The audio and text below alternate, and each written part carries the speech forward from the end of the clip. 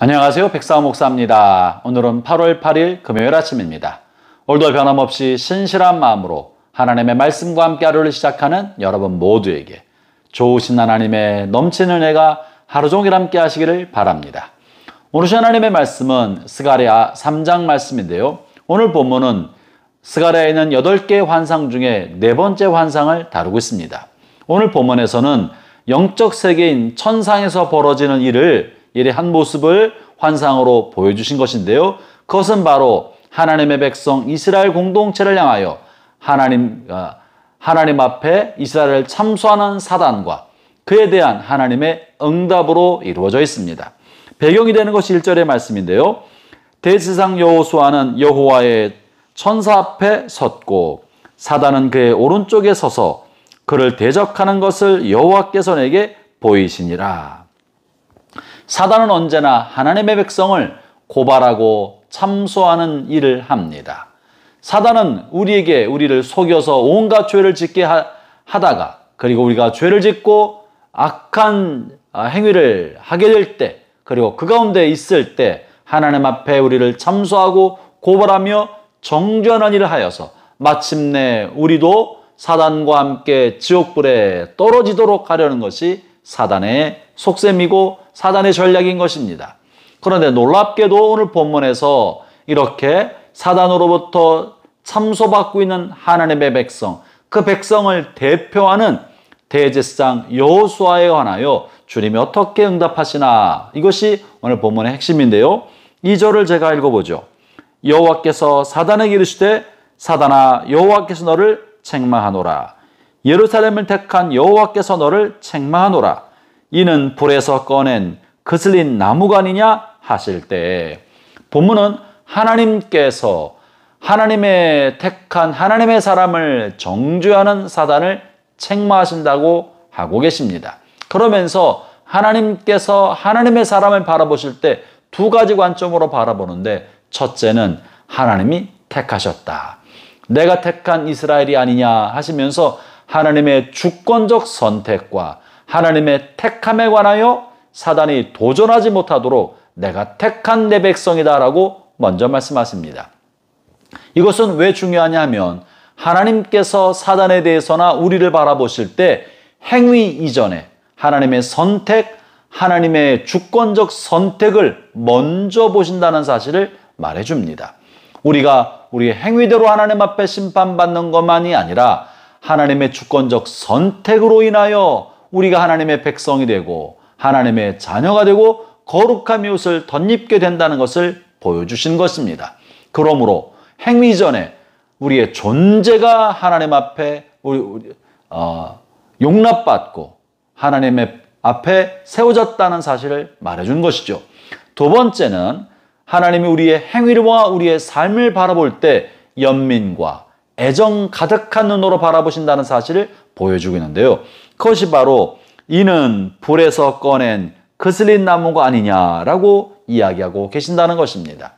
주께서 지난 40년 바벨론의 포로 삶을 살면서 갖은 고통과 아픔과 멸시와 눈물의 삶을 지나온 이스라엘 백성 공동체를 바라볼 때 그들이 여전히 사단의 참소를 당할 만큼 죄악이 있고 악이 남아있고 여전히 더러운 행위의 옷을 입고 있지만 주님은 그들을 멸망시킬 대상으로 바라보지 아니하고 지난 오랜 세월 불 가운데 고통을 지나온 풀무불과 같은 고통스러운 시간을 지내온 사람으로 보시면서 한없는 연민과 한없는 애정의 눈으로 보신다는 것이죠.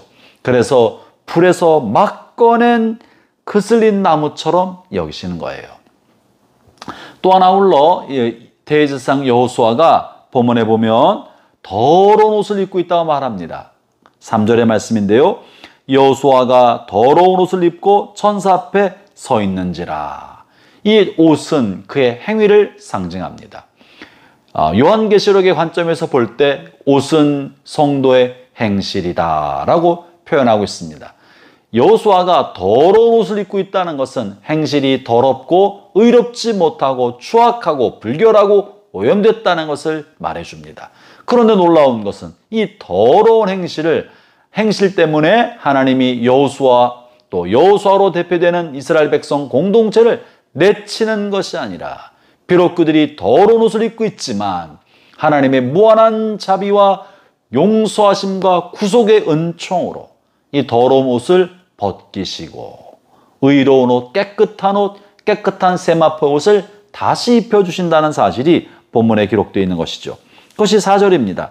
여호와께서 자기 앞에 선 자들에게 명령하사 그 더러운 옷을 벗기라 하시고 또 여호수아에게 이르시되 내가 내 죄악을 제거하여 버렸으니 내게 아름다운 옷을 입히리라 하시기로. 여호수아와 이스라엘 백성이 거룩한 일을 하였기 때문에 죄악이 제거된 것이 아닙니다.